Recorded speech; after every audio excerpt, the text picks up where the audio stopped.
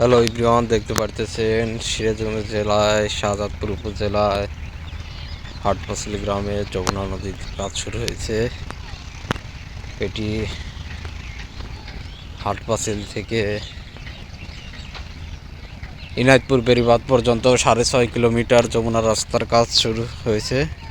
এই কাজটি শুরু হয়েছে 16 অক্টোবর 2021 সালে। এই কাজটি শেষ হবে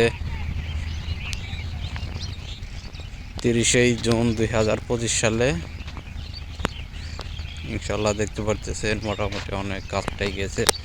আর দ্রুত পানি উন্নয়ন বোর্ডকে বলো আরও দ্রুত কাজ করেন, যেহেতু আপনার কিছুদিন সময় আছে, যাতে আর আমাদের এলাকার কোনো ঘর বাড়ি, রাস্তাঘাট, মসজিদ, মাদ্রাসা, শিক্ষা প্রতিষ্ঠান নদীর গর্ভে চলে গেছে, আর যেন কিছু হারাতে হয় না নদীতে।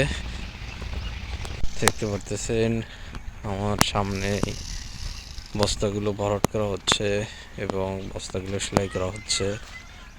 ইনশাল্লাহ যদি এবার বাস্তবায়ন করা হয় তাহলে আমাদের এলাকাটা বেঁচে যাবে, আর ঘরবাড়ি হারাইতে হবে না।